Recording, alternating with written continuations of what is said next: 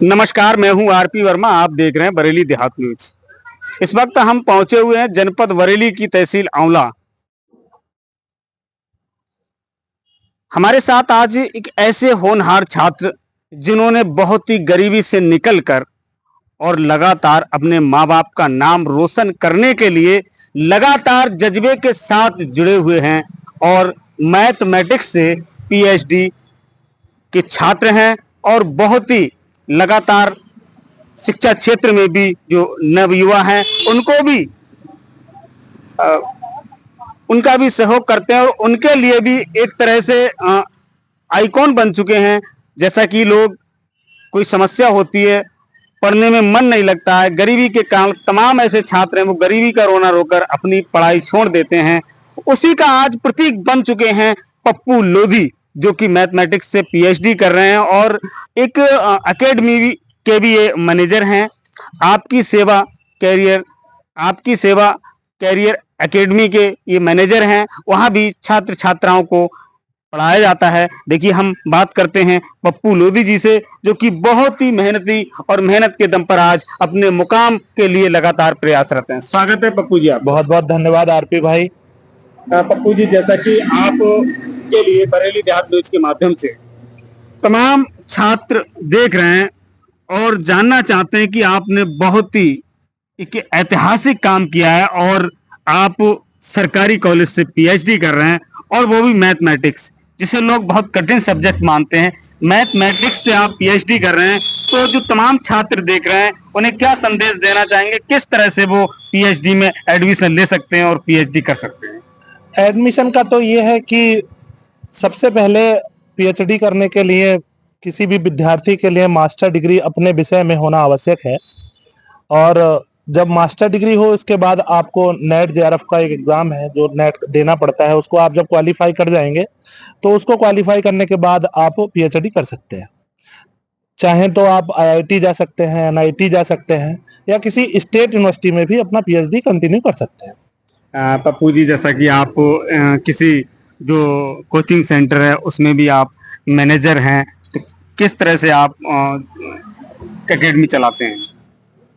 यहाँ आंवला में बड़े भाई यशवंत सिंह जो ब्लॉक प्रमुख है मझगवां के, वो एक ट्रस्ट है आपकी सेवा, उसके अध्यक्ष भी हैं। उसी ट्रस्ट के माध्यम से मैं इस आंवला में आपकी सेवा करियर एकेडमी को चलाता हूँ। वहां पर सिर्फ मेरा मकसद इतना है कि इस आंवला क्षेत्र के जितने भी विद्यार्थी हैं, यदि मैं पढ़ा लिखा हूं तो मैं अपने क्षेत्र के बच्चों को, अपने समाज के बच्चों को वहां बैठ के शिक्षा प्रदान करने का कार्य करता हूं। मेरी ये सोच है, मेरी ये थिंकिंग है कि मैं सिर्फ अपने क्षेत्र के लोगों को पढ़ाऊं, अपने क्षेत्र को आगे बढ़ाने का प्रयास करूं और इसके लिए मैं हमेशा कार्यरत भी रहता हूं। कभी कभी बीच बीच में बड़े भाई यशवंत सिंह जी भी वहां बच्चों के मार्गदर्शन करने के लिए आते हैं, उनसे बात करते हैं। तो हम लोग चाहते हैं कि हमारी विधानसभा के बच्चे, हमारे समाज के बच्चे, हमारे क्षेत्र के बच्चे वहां पढ़कर अपना और हमारे समाज का और हमारा नाम रोशन करें, जिससे कि वो अपने माता पिता का भी नाम रोशन साथ में कर सके। शिक्षा ही एक ऐसी दवा है जिसे पीकर कोई भी विद्यार्थी शिखर के किसी भी बुलंदी को छू सकता है। बिना शिक्षा के आप कुछ भी मकाम हासिल नहीं कर सकते, कुछ भी उन्नति नहीं कर सकते। तो शिक्षा के क्षेत्र में मैंने जो एक एकेडमी स्थापित किया है, तो मैं लोगों से खैर अपील तो करूंगा ही, क्योंकि वो मेरा क्षेत्र है। तो मैं चाहता हूं कि वहां अगर कोई ऐसे बच्चे भी हैं जो फीस देने में सक्षम नहीं है, तो मैं उनके सहयोग के लिए भी हमेशा खड़ा रहता हूं। पप्पू जी, जैसा कि आपने अभी बताया कि पीएचडी करने के लिए किसी भी अपने एक सब्जेक्ट में मास्टर डिग्री होना बहुत जरूरी है। तो सबसे पहले जैसा कि आज शिक्षा के विषय में बातचीत हो रही है, तो तमाम ऐसे छात्र हैं जो मास्टर डिग्री तक नहीं पहुंच पाते हैं। सपने तो बहुत सारे होते हैं, कुछ समस्याएं आ जाती हैं, उन समस्याओं से लड़ नहीं पाते, उनके लिए क्या संदेश देना चाहेंगे? खैर, ये एक शिक्षा के क्षेत्र में एक अलग ही लड़ाई होती है। बीच बीच में कई तरह की समस्याएं आती रहती हैं, लेकिन मैं आपको हकीकत बताऊं तो मेरे साथ भी ऐसा मेरे जीवन में 2 बार हुआ है जहां मेरी शिक्षा बाधित हुई है। एक बार 2016 में जब हम BSc third year final year में थे, तो हम बीमार पड़ गए थे, मतलब हमको ऑपरेशन हुआ था। तो एग्जाम तो जैसे तैसे मेहनत करके क्वालिफाई भी कर गए, लेकिन हमसे मतलब तैयारी नहीं थी, तो एमएससी एंट्रेंस एग्जाम क्वालिफाई नहीं हुआ। अब एमएससी एंट्रेंस एग्जाम नहीं होता है, डायरेक्ट ही एडमिशन हो जाता है। तो मेरा वो एक साल बेकार चला गया था। मतलब मैंने उस साल में बैठ के तैयारी की थी, मतलब एमएससी एंट्रेंस के साथ क्वालिफाई करने के लिए। तो ऐसा इशू नहीं है। उसके बाद एक बार फिर जब क्वालिफाई हो गया, तो मैं आराम से एमएससी कर भी गया। और कई चीजें फाइनेंशियली रही, तो मैंने उनको जैसे तैसे मित्रों की सहायता से या खुद से स्ट्रगल करके उनको मैनेज किया। लेकिन मैंने शिक्षा के साथ कोई समझौता नहीं किया। एक बार और ये मेरे साथ हुआ 2020 में, 2021 20 में, जब हम बीएड में एडमिशन लिए थे तो कोविड आ गया था। तो कोविड में हमारे पास उस साल भी हम बीमार पड़ गए थे, तो फाइनेंशियल इशू हो गए थे। तो एक हमारे मित्र हैं, सहायता के लिए हर कोई आपके साथ खड़ा रहता है। BIMT Budaun, Budaun institute of management technology है, वहाँ हमारे एक मित्र ने हमारी मदद की थी कि उन्होंने सिर्फ 5,000 रुपए लेके हमको एडमिशन दिया था, और हम आराम से फिर धीमे धीमे उनको पैसे पे करते गए। तो शिक्षा के लिए अगर आप किसी से सहायता मांगेंगे या कुछ करेंगे, तो भगवान आपको कहीं ना कहीं एक नया मार्ग प्रशस्त करता है शिक्षा की उन्नति के क्षेत्र में। तो कभी इन चीजों से नहीं डरना चाहिए कि हम फाइनेंशियल इशू हैं। कुछ भी करिएगा, कितनी भी मेहनत करिएगा, कुछ भी करना पड़ जाए, किसी भी स्थिति से गुजरना पड़ जाए, लेकिन शिक्षा के साथ कोई समझौता नहीं होना चाहिए। जब तक आप शिक्षित नहीं होंगे, समाज शिक्षित नहीं होगा, तब तक आपकी, आपके परिवार की कभी उन्नति नहीं हो सकती।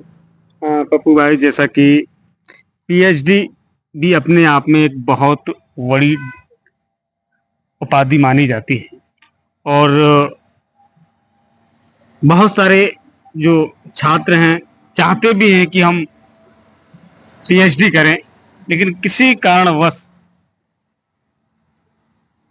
या मान लीजिए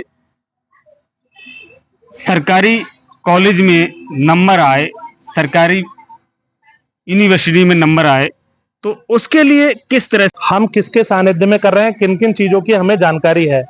तो मित्रों, मैं आज इस चैनल के माध्यम से आप लोगों को बता दूं, जब हम अपनी तैयारी कर रहे होते हैं ग्रेजुएशन की, तो उसकी बेसिक जानकारी हमको अपने पास रखनी चाहिए।